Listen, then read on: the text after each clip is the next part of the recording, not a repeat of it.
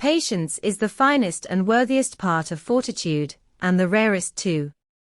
Patience lies at the root of all pleasures, as well as of all powers. Hope herself ceases to be happiness when impatience companions her. John Ruskin. It so happens that the history of pottery furnishes some of the most remarkable instances of patient perseverance to be found in the whole range of biography. Of these we select three of the most striking, as exhibited in the lives of Bernard Palissy, the Frenchman, Johann Friedrich Böttger, the German, and Josiah Wedgwood, the Englishman. Though the art of making common vessels of clay was known to most of the ancient nations, that of manufacturing enameled earthenware was much less common. It was, however, practiced by the ancient Etruscans, specimens of whose ware are still to be found in antiquarian collections. But it became a lost art, and was only recovered at a comparatively recent date. The Etruscan ware was very valuable in ancient times, a vase being worth its weight in gold in the time of Augustus. The Moors seem to have preserved amongst them a knowledge of the art, which they were found practicing in the island of Majorca, when it was taken by the Pisans in 1115. Among the spoil carried away were many plates of Moorish earthenware, which, in token of triumph, were embedded in the walls of several of the ancient churches of Pisa, where they are to be seen to this day. About 2 centuries later the Italians began to make an imitation enameled ware, which they named maiolica, after the Moorish place of manufacture. The reviver or rediscoverer of the art of enameling in Italy was Luca della Robbia, a Florentine sculptor. Vasari describes him as a man of indefatigable perseverance, working with his chisel all day and practicing drawing during the greater part of the night.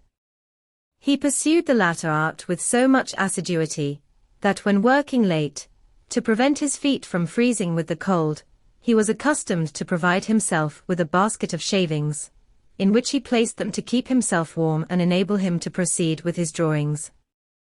Nor, says Vasari, am I in the least astonished at this, since no man ever becomes distinguished in any art whatsoever, who does not early begin to acquire the power of supporting heat, cold, hunger, thirst, and other discomforts, whereas those persons deceive themselves altogether who suppose that when taking their ease and surrounded by all the enjoyments of the world they may still attain to honorable distinction, for it is not by sleeping, but by waking, watching, and laboring continually, that proficiency is attained and reputation acquired. But Luca, notwithstanding all his application and industry, did not succeed in earning enough money by sculpture to enable him to live by the art, and the idea occurred to him that he might nevertheless be able to pursue his modeling in some material more facile and less dear than marble. Hence it was that he began to make his models in clay, and to endeavor by experiment so to coat and bake the clay as to render those models durable. After many trials he at length discovered a method of covering the clay with a material, which, when exposed to the intense heat of a furnace, became converted into an almost imperishable enamel. He afterwards made the further discovery of a method of imparting color to the enamel, thus greatly adding to its beauty. The fame of Luca's work extended throughout Europe, and specimens of his art became widely diffused. Many of them were sent into France and Spain, where they were greatly prized. At that time coarse brown jars and pipkins were almost the only articles of earthenware produced in France, and this continued to be the case, with comparatively small improvement, until the time of Palissy, a man who toiled and fought against stupendous difficulties with a heroism that sheds a glow almost of romance over the events of his checkered life. Bernard Palissy is supposed to have been born in the south of France, in the diocese of Agen, about the year 1510. His father was probably a worker in glass, to which trade Bernard was brought up. His parents were poor people, too poor to give him the benefit of any school education. I had no other books, said he afterwards, than heaven and earth, which are open to all. He learnt, however, the art of glass painting, to which he added that of drawing, and afterwards reading and writing. When about 18 years old, the glass trade becoming decayed, Palissy left his father's house, with his wallet on his back, and went out into the world to search whether there was any place in it for him. He first traveled towards Gascony, working at his trade where he could find employment, and occasionally occupying part of his time in land measuring. Then he traveled northwards, sojourning for various periods at different places in France, Flanders, and Lower Germany.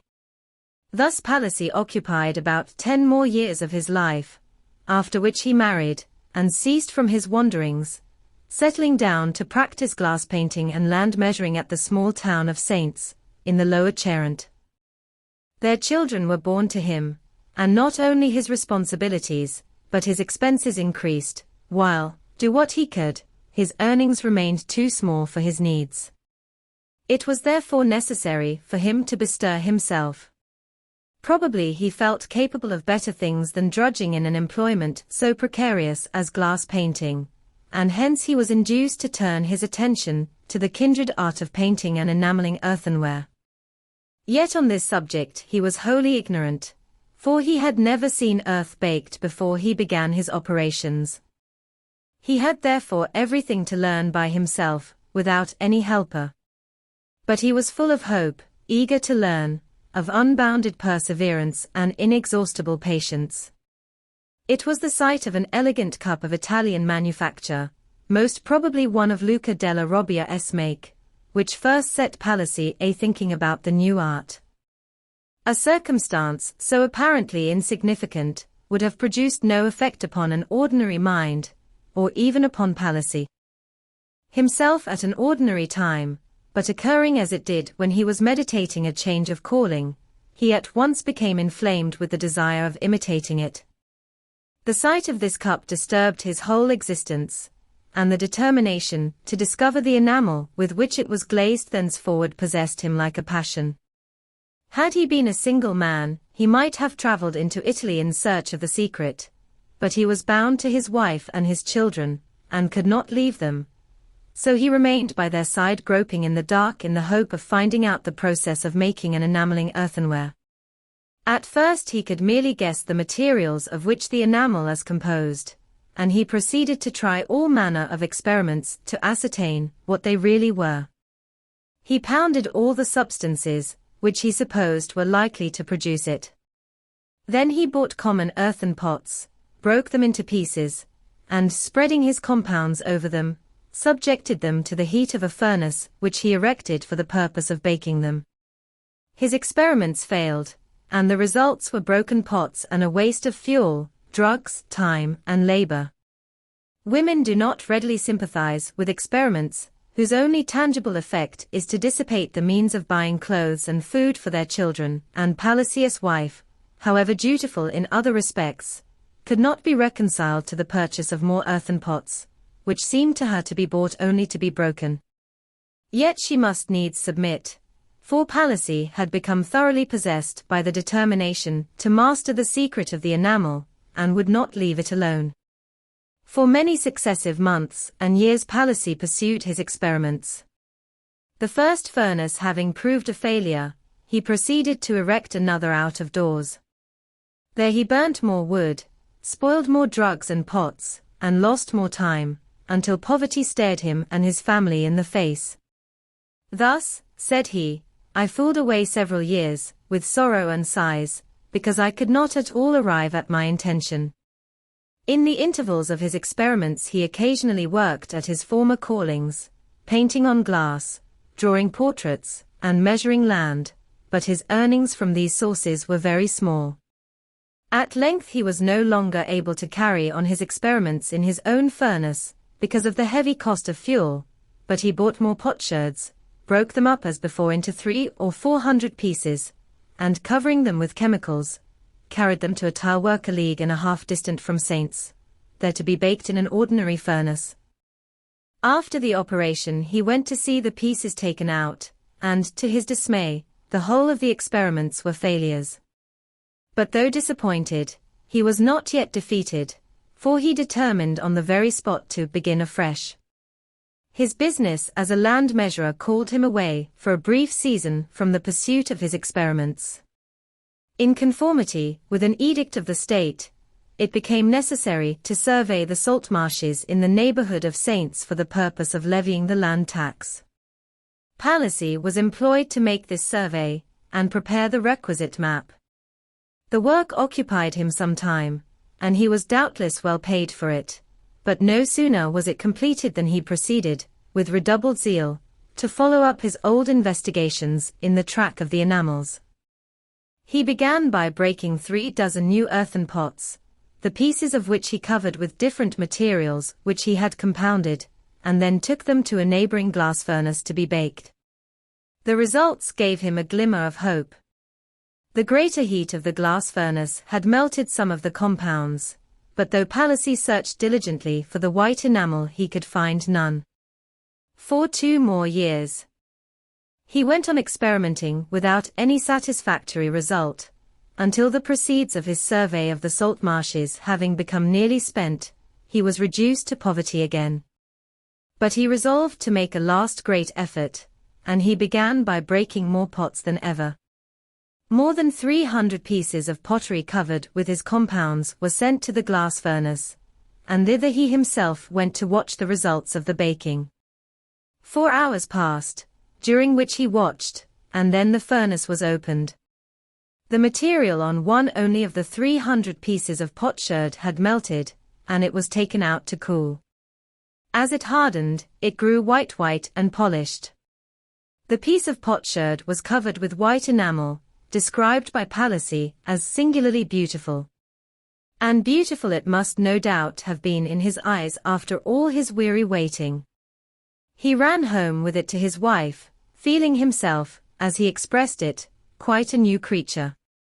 But the prize was not yet too far from it. The partial success of this intended last effort merely had the effect of luring him on to a succession of further experiments and failures. In order that he might complete the invention, which he now believed to be at hand, he resolved to build for himself a glass furnace near his dwelling, where he might carry on his operations in secret. He proceeded to build the furnace with his own hands, carrying the bricks from the brickfield upon his back. He was bricklayer, laborer, and all. From 7 to 8 more months passed. At last the furnace was built and ready for use. Palissy had in the meantime fashioned a number of vessels of clay in readiness for the laying on of the enamel. After being subjected to a preliminary process of baking, they were covered with the enamel compound, and again placed in the furnace for the grand crucial experiment. Although his means were nearly exhausted, Palissy had been for some time accumulating a great store of fuel for the final effort, and he thought it was enough. At last the fire was lit, and the operation proceeded. All day he sat by the furnace, feeding it with fuel. He sat there watching and feeding all through the long night. But the enamel did not melt. The sun rose upon his labors. His wife brought him a portion of the scanty morning meal, for he would not stir from the furnace, into which he continued from time to time to heave more fuel. The second day passed, and still the enamel did not melt. The sun set, and another night passed. The pale, haggard, unshorn, baffled yet not beaten Palissy sat by his furnace eagerly looking for the melting of the enamel.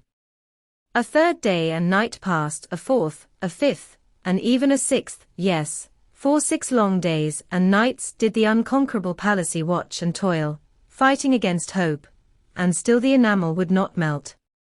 It then occurred to him that there might be some defect in the materials for the enamel, perhaps something wanting in the flux. So he set to work to pound and compound fresh materials for a new experiment. Thus 2 or 3 more weeks passed. But how to buy more pots? For those which he had made with his own hands for the purposes of the first experiment were by long baking irretrievably spoilt for the purposes of a second. His money was now all spent, but he could borrow. His character was still good, though his wife and the neighbors thought him foolishly wasting his means in futile experiments. Nevertheless he succeeded. He borrowed sufficient from a friend to enable him to buy more fuel and more pots, and he was again ready for a further experiment. The pots were covered with the new compound, placed in the furnace, and the fire was again lit. It was the last and most desperate experiment of the whole. The fire blazed up, the heat became intense, but still the enamel did not melt. The fuel began to run short. How to keep up the fire? There were the garden palings, these would burn. They must be sacrificed rather than that the great experiment should fail. The garden palings were pulled up and cast into the furnace. They were burnt in vain. The enamel had not yet melted. 10 minutes more heat might do it. Fuel must be had at whatever cost. There remained the household furniture and shelving. A crashing noise was heard in the house, and amidst the screams of his wife and children, who now feared Palissy's reason was giving way, the tables were seized, broken up, and heaved into the furnace. The enamel had not melted yet. There remained the shelving. Another noise of the wrenching of timber was heard within the house, and the shelves were torn down and hurled after the furniture into the fire. Wife and children then rushed from the house, and went frantically through the town, calling out that poor Palissy had gone mad, and was breaking up his very furniture for firewood. For an entire month his shirt had not been off his back, and he was utterly worn out, wasted with toil, anxiety, watching, and want of food. He was in debt, and seemed on the verge of ruin. But he had at length mastered the secret, for the last great burst of heat had melted the enamel. The common brown household jars, when taken out of the furnace after it had become cool, were found covered with a white glaze. For this he could endure reproach, contumely, and scorn, and wait patiently for the opportunity of putting his discovery into practice as better days came round. Palissy next hired a potter to make some earthen vessels after designs which he furnished, while he himself proceeded to model some medallions in clay for the purpose of enameling them. But how to maintain himself and his family until the wares were made and ready for sale? Fortunately there remained one man in Saints who still believed in the integrity, if not in the judgment, of Palissy, an innkeeper, who agreed to feed and lodge him for 6 months, while he went on with his manufacture. As for the working potter whom he had hired, Palissy soon found that he could not pay him the stipulated wages. Having already stripped his dwelling, he could but strip himself, and he accordingly parted with some of his clothes to the potter, in part payment of the wages which he owed him. Palissy next erected an improved furnace, but he was so unfortunate as to build part of the inside with flints. When it was heated, these flints cracked and burst, and the spiculae were scattered over the pieces of pottery, sticking to them.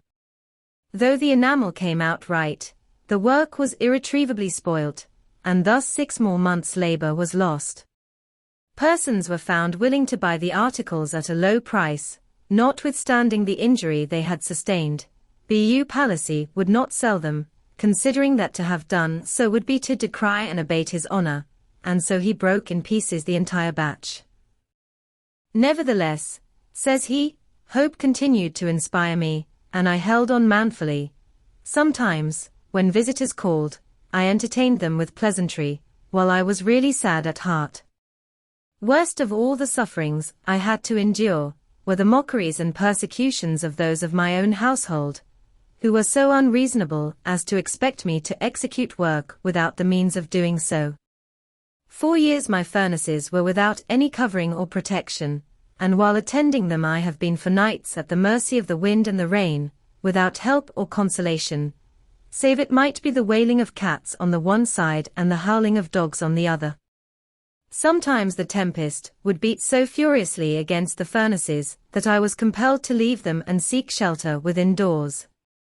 Drenched by rain, and in no better plight than if I had been dragged through mire, I have gone to lie down at midnight, or at daybreak, stumbling into the house without a light, and reeling from one side to another as if I had been drunken, but really weary with watching and filled with sorrow at the loss of my labor after such long toiling. But alas!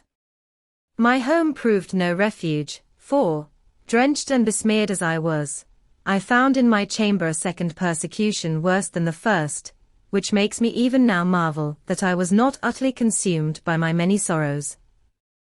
At this stage of his affairs, Palissy became melancholy and almost hopeless, and seems to have all but broken down. He wandered gloomily about the fields near Saints, his clothes hanging in tatters, and himself worn to a skeleton. In a curious passage in his writings he describes that the calves of his legs had disappeared, and were no longer able with the help of garters to hold up his stockings, which fell about his heels when he walked. The family continued to reproach him for his recklessness, and his neighbors cried shame upon him for his obstinate folly. So he returned for a time to his former calling, and after about a year's diligent labor, during which he earned bread for his household and somewhat recovered his character among his neighbors, he again resumed his darling enterprise. But though he had already spent about 10 years in the search for the enamel, it cost him nearly 8 more years of experimental plodding before he perfected his invention. He gradually learnt dexterity and certainty of result by experience, gathering practical knowledge out of many failures. Every mishap was a fresh lesson to him, teaching him something new about the nature of enamels, the qualities of argillaceous earths, the tempering of clays, and the construction and management of furnaces. At last, after about 16 years' labor, Palissy took heart and called himself potter. These 16 years had been his term of apprenticeship to the art, during which he had wholly to teach himself, beginning at the very beginning. He was now able to sell his wares and thereby maintain his family in comfort.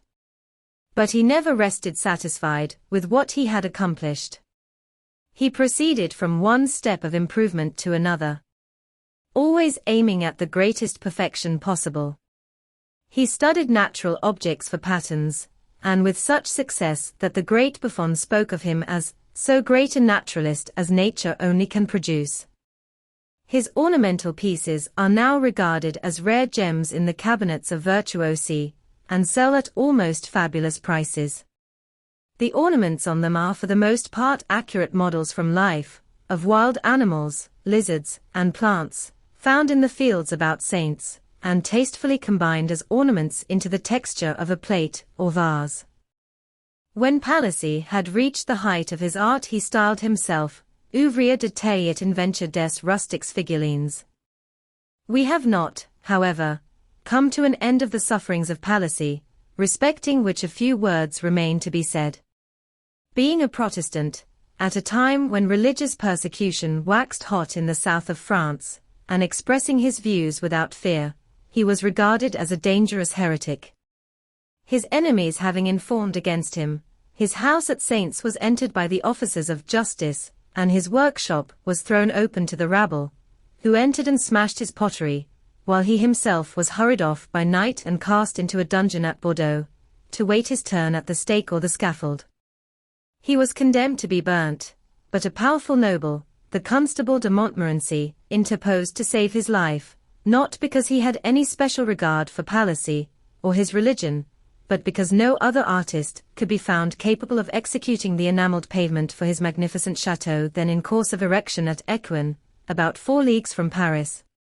By his influence an edict was issued appointing Palissy inventor of rustic figurines to the king and to the constable, which had the effect of immediately removing him from the jurisdiction of Bordeaux. He was accordingly liberated, and returned to his home at Saints only to find it devastated and broken up. His workshop was open to the sky, and his works lay in ruins. Shaking the dust of Saints from his feet he left the place never to return to it, and removed to Paris to carry on the works ordered of him by the constable and the Queen Mother, being lodged in the Tuileries the 13, while so occupied. Besides carrying on the manufacture of pottery, with the aid of his 2 sons, Palissy, during the latter part of his life, wrote and published several books on the potter's art, with a view to the instruction of his countrymen, and in order that they might avoid the many mistakes which he himself had made. He also wrote on agriculture, on fortification, and natural history, on which latter subject he even delivered lectures to a limited number of persons. Hugh waged war against astrology, alchemy, witchcraft, and like impostures. This stirred up against him many enemies, who pointed the finger at him as a heretic, and he was again arrested for his religion and imprisoned in the Bastille. He was now an old man of 78, trembling on the verge of the grave, but his spirit was as brave as ever. He was threatened with death unless he recanted, but he was as obstinate in holding to his religion as he had been in hunting out the secret of the enamel. The king, Henry III, even went to see him in prison to induce him to abjure his faith. "My good man," said the king, "you have now served my mother and myself for 45 years. We have put up with your adhering to your religion amidst fires and massacres. Now I am so pressed by the Guise party as well as by my own people, that I am constrained to leave you in the hands of your enemies, and tomorrow you will be burnt unless you become converted." "Sire," answered the unconquerable old man, "I am ready to give my life for the glory of God. You have said many times that you have pity on me, and now I have pity on you, who have pronounced the words I am constrained. It is not spoken like a king, sire, it is what you, and those who constrain you, the Guisards and all your people, can never effect upon me, for I know how to die." Palissy did indeed die shortly after, a martyr, though not at the stake. He died in the Bastille, after enduring about a year's imprisonment, there peacefully terminating a life distinguished for heroic labor, extraordinary endurance, inflexible rectitude, and the exhibition of many rare and noble virtues. The life of John Frederick Bottger, the inventor of hard porcelain, presents a remarkable contrast to that of Palissy, though it also contains many points of singular and almost romantic interest. Bottger was born at Schliess, in the Voigtland, in 1685, and at 12 years of age was placed apprentice with an apothecary at Berlin. He seems to have been early fascinated by chemistry, and occupied most of his leisure in making experiments. These for the most part tended in one direction, the art of converting common metals into gold. At the end of several years, Bottger pretended to have discovered the universal solvent of the alchemists, and professed that he had made gold by its means. He exhibited its powers before his master, the apothecary Zorin, and by some trick or other succeeded in making him and several other witnesses believe that he had actually converted copper into gold. The news spread abroad that the apothecary's apprentice had discovered the grand secret, and crowds collected about the shop to get a sight of the wonderful young gold cook.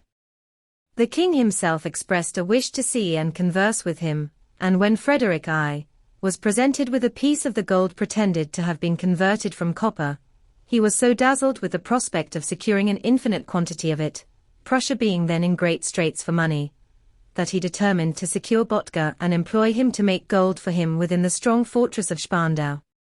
But the young apothecary, suspecting the king's intention, and probably fearing detection, at once resolved on flight, and he succeeded in getting across the frontier into Saxony. A reward of 1,000 thalers was offered for Bottger's apprehension, but in vain. He arrived at Wittenberg, and appealed for protection to the Elector of Saxony, Frederick Augustus I, King of Poland, surnamed the Strong. Frederick was himself very much in want of money at the time, and he was overjoyed at the prospect of obtaining gold in any quantity, by the aid of the young alchemist. Bottger was accordingly conveyed in secret to Dresden, accompanied by a royal escort. He had scarcely left Wittenberg when a battalion of Prussian grenadiers appeared before the gates demanding the goldmaker's extradition. But it was too late. Bottger had already arrived in Dresden, where he was lodged in the Golden House, and treated with every consideration, though strictly watched and kept under guard. The Elector, however, must needs leave him there for a time, having to depart forthwith to Poland, then almost in a state of anarchy. But, impatient for gold, he wrote Bottger from Warsaw, urging him to communicate the secret, so that he himself might practice the art of commutation. The young gold cook, thus pressed, forwarded to Frederick a small phial containing a reddish fluid, which, it was asserted, changed all metals, when in a molten state, into gold. This important phial was taken in charge by the Prince Fürst von Fürstenberg, who, accompanied by a regiment of guards, hurried with it to Warsaw. Arrived there, it was determined to make immediate trial of the process. The king and the prince locked themselves up in a secret chamber of the palace, girt themselves about with leather aprons, and like true gold cooks, set to work melting copper in a crucible, and afterwards applying to it the red fluid of vodka. But the result was unsatisfactory, for notwithstanding all that they could do, the copper obstinately remained copper. On referring to the alchemist's instructions, however, the king found that, to succeed with the process, it was necessary that the fluid should be used in great purity of heart. And as His Majesty was conscious of having spent the evening in very bad company, he attributed the failure of the experiment to that cause. A second trial was followed by no better results, and then the king became furious, for he had confessed and received absolution before beginning the second experiment. Frederick Augustus now resolved on forcing Bottger to disclose the golden secret, as the only means of relief from his urgent pecuniary difficulties. The alchemist, hearing of the royal intention, again determined to fly. He succeeded in escaping his guard, and after 3 days' travel, arrived at Enns in Austria, where he thought himself safe. The agents of the Elector were, however, at his heels. They had tracked him to the Golden Stag, which they surrounded, and seizing him in his bed, notwithstanding his resistance and appeals to the Austrian authorities for help, they carried him by force to Dresden. From this time he was more strictly watched than ever, and he was shortly after transferred to the strong fortress of Königstein. It was communicated to him that the royal exchequer was completely empty, and that 10 regiments of Poles in arrears of pay were waiting for his gold. The king himself visited him, and told him in a severe tone that if he did not at once proceed to make gold, he would be hung. Thu mir zurecht, Bottger, sonst lass ich dich hängen. Years passed, and still Bottger made no gold, but he was not hung. It was reserved for him to make a far more important discovery than the conversion of copper into gold, namely, the conversion of clay into porcelain. Some rare specimens of this ware had been brought by the Portuguese from China, which were sold for more than their weight in gold. Bottger was first induced to turn his attention to the subject by Walter von Tschirnhaus, a maker of optical instruments. Also an alchemist. Tschirnhaus was a man of education and distinction, and was held in much esteem by Prince Fürstenberg as well as by the Elector. He very sensibly said to Bottger, still in fear of the gallows, "If you can't make gold, try and do something else, make porcelain." The alchemist acted on the hint, and began his experiments, working night and day. He prosecuted his investigations for a long time with great assiduity, but without success. At length some red clay, brought to him for the purpose of making his crucibles, set him on the right track. He found that this clay, when submitted to a high temperature, became vitrified and retained its shape, and that its texture resembled that of porcelain, excepting in color and opacity. He had in fact accidentally discovered red porcelain, and he proceeded to manufacture it and sell it as porcelain. Bottger was, however, well aware that the white color was an essential property of true porcelain, and he therefore prosecuted his experiments in the hope of discovering the secret. Several years thus passed, but without success, until again accident stood his friend, and helped him to a knowledge of the art of making white porcelain. One day, in the year 1707, he found his peruke unusually heavy, and asked of his valet the reason. The answer was, that it was owing to the powder with which the wig was dressed, which consisted of a kind of earth then much used for hair powder. Bottger's quick imagination immediately seized upon the idea. This white earthy powder might possibly be the very earth of which he was in search. At all events, the opportunity must not be let slip of ascertaining what it really was. He was rewarded for his painstaking care and watchfulness, for he found, on experiment, that the principal ingredient of the hair powder consisted of kaolin, the want of which had so long formed an insuperable difficulty in the way of his inquiries. The discovery, in Botger's intelligent hands, led to great results, and proved of far greater importance than the discovery of the philosopher's stone would have been. In October 1707, he presented his first piece of porcelain to the Elector, who was greatly pleased with it, and it was resolved that Botger should be furnished with the means necessary for perfecting his invention. Having obtained a skilled workman from Delft, he began to turn porcelain with great success.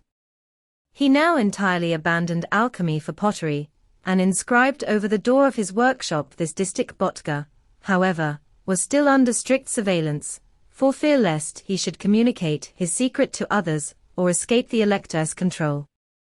The new workshops and furnaces which were erected for him were guarded by troops night and day, and 6 superior officers were made responsible for the personal security of the potter. Botger's further experiments with his new furnaces proving very successful, and the porcelain which he manufactured being found to fetch large prices, it was next determined to establish a royal manufactory of porcelain. The manufacture of Delft ware was known to have greatly enriched Holland. Why should not the manufacture of porcelain equally enrich the Elector? Accordingly, a decree went forth, dated the 23rd of January, 1710, for the establishment of a large manufactory of porcelain at the Albrechtsberg in Meissen. In this decree, which was translated into Latin, French, and Dutch, and distributed by the ambassadors of the Elector at all the European courts, Frederick Augustus set forth that to promote the welfare of Saxony, which had suffered much through the Swedish invasion, he had directed his attention to the subterranean treasures unterirdischen Schätze of the country, and having employed some able persons in the investigation, they had succeeded in manufacturing a sort of red vessels in art. Rothergefäß far superior to the Indian terra sigillata, as also colored ware and plates Buntsgeschirr und Tafeln which may be cut, ground, and polished, and are quite equal to Indian vessels, and finally that specimens of white porcelain Proben von Weißem Porzellan had already been obtained, and it was hoped that this quality, too, would soon be manufactured in considerable quantities. The royal decree concluded by inviting foreign artists and handicraftsmen to come to Saxony and engage as assistants in the new factory, at high wages, and under the patronage of the king. This royal edict has been stated in German publications that Botger, for the great services rendered by him to the Elector and to Saxony, was made manager of the royal porcelain works, and further promoted to the dignity of baron. Doubtless he deserved these honors, but his treatment was of an altogether different character, for it was shabby, cruel, and inhuman. 2 royal officials, named Matthew and Nemitz, were put over his head as directors of the factory, while he himself only held the position of foreman of potters, and at the same time was detained the king's prisoner. During the erection of the factory at Meissen, while his assistance was still indispensable, he was conducted by soldiers to and from Dresden, and even after the works were finished, he was locked up nightly in his room.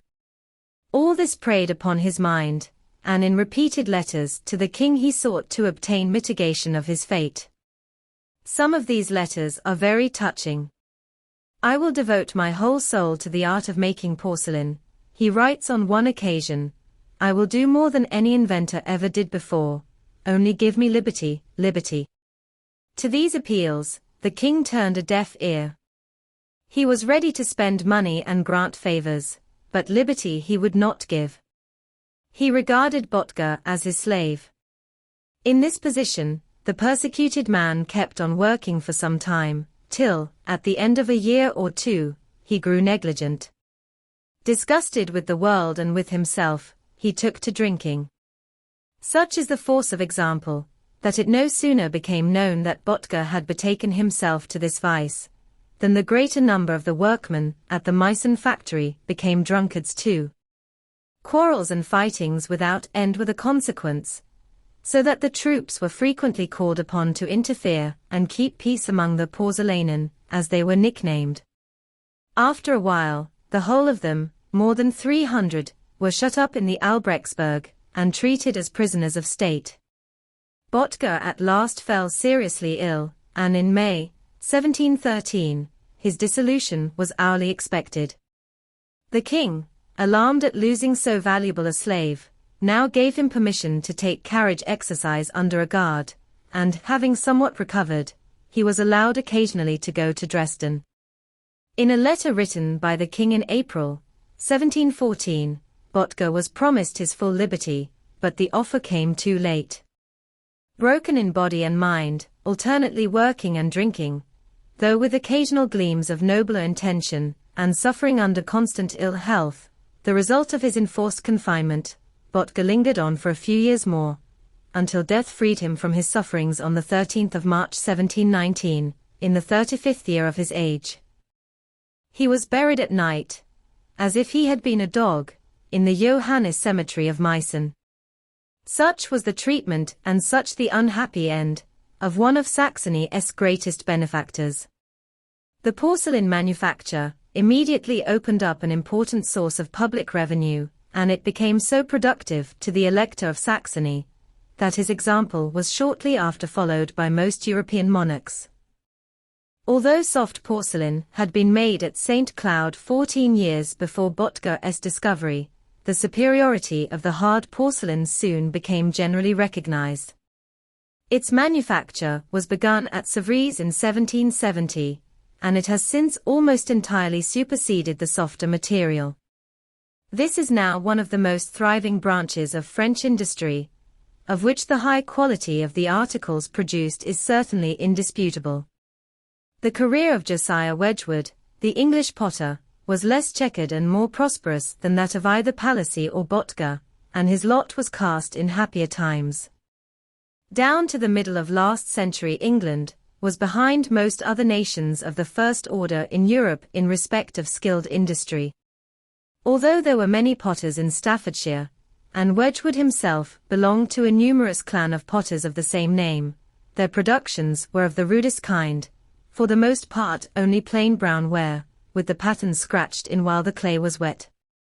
The principal supply of the better articles of earthenware came from Delft in Holland, and of drinking stone pots from Cologne. Two foreign potters, the brothers Ehlers from Nuremberg, settled for a time in Staffordshire, and introduced an improved manufacture, but they shortly after removed to Chelsea, where they confined themselves to the manufacture of ornamental pieces. No porcelain capable of resisting a scratch with a hard point had yet been made in England, and for a long time the whiteware made in Staffordshire was not white, but of a dirty cream color. Such, in a few words, was the condition of the pottery manufacture when Josiah Wedgwood was born at Burslem in 1730. By the time that he died, 64 years later, it had become completely changed.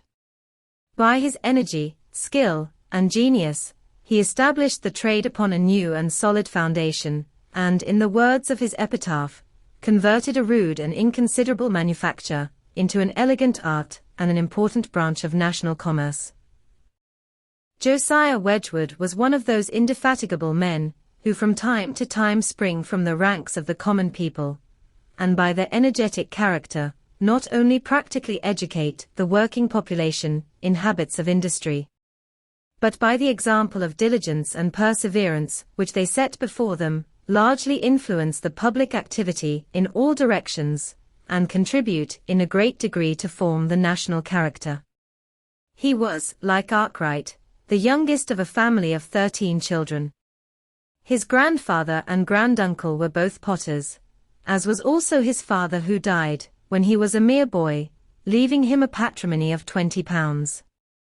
He had learned to read and write at the village school, but on the death of his father he was taken from it and set to work as a thrower in a small pottery carried on by his elder brother. There he began life, his working life, to use his own words, at the lowest round of the ladder, when only 11 years old. He was shortly after seized by an attack of virulent smallpox, from the effects of which he suffered during the rest of his life, for it was followed by a disease in the right knee, which recurred at frequent intervals, and was only got rid of by the amputation of the limb many years later. Mr. Gladstone, in his eloquent eloge on Wedgwood recently delivered at Burslem, well observed that the disease from which he suffered was not improbably the occasion of his subsequent excellence. It prevented him from growing up to be the active, vigorous English workman, possessed of all his limbs, and knowing right well the use of them, but it put him upon considering whether, as he could not be that, he might not be something else, and something greater. It sent his mind inwards. It drove him to meditate upon the laws and secrets of his art. The result was, that he arrived at a perception and a grasp of them which might, perhaps, have been envied, certainly have been owned, by an Athenian potter. When he had completed his apprenticeship with his brother, Josiah joined partnership with another workman, and carried on a small business in making knife hafts, boxes, and sundry articles for domestic use. Another partnership followed, when he proceeded to make melon table plates, green pickle leaves, candlesticks, snuff-boxes, and such-like articles, but he made comparatively little progress until he began business on his own account at Burslem in the year 1759. There he diligently pursued his calling, introducing new articles to the trade, and gradually extending his business. What he chiefly aimed at was to manufacture cream-colored ware of a better quality than was then produced in Staffordshire, as regarded shape, color, glaze, and durability. To understand the subject thoroughly, he devoted his leisure to the study of chemistry, and he made numerous experiments on fluxes, glazes, and various sorts of clay. Being a close inquirer and accurate observer, he noticed that a certain earth containing silica, which was black before calcination, became white after exposure to the heat of a furnace. This fact, observed and pondered on, led to the idea of mixing silica with the red powder of the potteries, and to the discovery that the mixture becomes white when calcined. He had but to cover this material with a vitrification of transparent glaze, to obtain one of the most important products of fictile art, that which, under the name of English earthenware, was to attain the greatest commercial value and become of the most extensive utility. Wedgwood was for some time much troubled by his furnaces, though nothing like to the same extent that Palissy was, and he overcame his difficulties in the same way, by repeated experiments and unfaltering perseverance. His first attempts at making porcelain for table use was a succession of disastrous failures, the labors of months being often destroyed in a day. It was only after a long series of trials, in the course of which he lost time, money, and labor, that he arrived at the proper sort of glaze to be used, but he would not be denied, and at last he conquered success through patience. The improvement of pottery became his passion, and was never lost sight of for a moment. Even when he had mastered his difficulties, and become a prosperous man, manufacturing white stone ware and cream-colored ware in large quantities for home and foreign use, he went forward perfecting his manufactures, until, his example extending in all directions, the action of the entire district was stimulated, and a great branch of British industry was eventually established on firm foundations. He aimed throughout at the highest excellence, declaring his determination to give over manufacturing any article, whatsoever it might be, rather than to degrade it. Wedgwood was cordially helped by many persons of rank and influence, for, working in the truest spirit, he readily commanded the help and encouragement of other true workers. He made for Queen Charlotte the first royal table service of English manufacture, of the kind afterwards called Queen Esware, and was appointed royal potter, a title which he prized more than if he had been made a baron. Valuable sets of porcelain were entrusted to him for imitation, in which he succeeded to admiration. Sir William Hamilton lent him specimens of ancient art from Herculaneum, of which he produced accurate and beautiful copies. The Duchess of Portland outbid him for the Barberini vase, when that article was offered for sale. He bid as high as 1,700 guineas for it. Her Grace secured it for 1,800, but when she learnt Wedgwood's object, she at once generously lent him the vase to copy. He produced 50 copies at a cost of about 2,500 and his expenses were not covered by their sale, but he gained his object, which was to show that whatever had been done, that English skill and energy could and would accomplish. Wedgwood called to his aid the crucible of the chemist, the knowledge of the antiquary, and the skill of the artist. He found out Flaxman when a youth, and while he liberally nurtured his genius, drew from him a large number of beautiful designs for his pottery and porcelain, converting them, by his manufacture, into objects of taste and excellence, and thus making them instrumental in the diffusion of classical art amongst the people. By careful experiment and study, he was even enabled to rediscover the art of painting on porcelain or earthenware vases and similar articles, an art practiced by the ancient Etruscans, but which had been lost since the time of Pliny.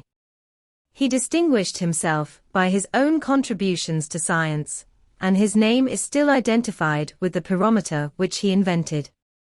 He was an indefatigable supporter of all measures of public utility, and the construction of the Trent and Mersey Canal, which completed the navigable communication between the eastern and western sides of the island, was mainly due to his public-spirited exertions, allied to the engineering skill of Brindley. The road accommodation of the district being of an execrable character, he planned and executed a turnpike road through the potteries, 10 miles in length. The reputation he achieved was such that his works at Burslem, and subsequently those at Etruria, which he founded and built, became a point of attraction to distinguished visitors from all parts of Europe. The result of Wedgwood's labours was that the manufacture of pottery, which he found in the very lowest condition, became one of the staples of England, and instead of importing what we needed for home use from abroad, we became large exporters to other countries, supplying them with earthenware even in the face of enormous prohibitory duties on articles of British produce. Wedgwood gave evidence as to his manufactures before Parliament in 1785, only some 30 years after he had begun his operations, from which it appeared that instead of providing only casual employment to a small number of inefficient and badly remunerated workmen, about 20,000 persons then derived their bread directly from the manufacture of earthenware, without taking into account the increased numbers to which it gave employment in coal mines, and in the carrying trade by land and sea, and the stimulus which it gave to employment in many ways in various parts of the country. Yet, important as had been the advances made in his time, Mr. Wedgwood was of opinion that the manufacture was but in its infancy, and that the improvements which he had effected were of but small amount compared with those to which the art was capable of attaining, through the continued industry and growing intelligence of the manufacturers, and the natural facilities and political advantages enjoyed by Great Britain, an opinion which has been fully borne out by the progress which has since been effected in this important branch of industry. In 1852 not fewer than 84 million pieces of pottery were exported from England to other countries, besides what were made for home use. But it is not merely the quantity and value of the produce that is entitled to consideration, but the improvement of the condition of the population, by whom this great branch of industry is conducted. When Wedgwood began his labours, the Staffordshire district was only in a half-civilized state. The people were poor, uncultivated, and few in number. When Wedgwood's manufacture was firmly established, there was found ample employment at good wages for 3 times the number of population, while their moral advancement had kept pace with their material improvement. Men such as these are fairly entitled to take rank as the industrial heroes of the civilized world. Their patient self-reliance amidst trials and difficulties, their courage and perseverance in the pursuit of worthy objects, are not less heroic of their kind than the bravery and devotion of the soldier and the sailor, whose duty and pride it is heroically to defend what these valiant leaders of industry have so heroically achieved.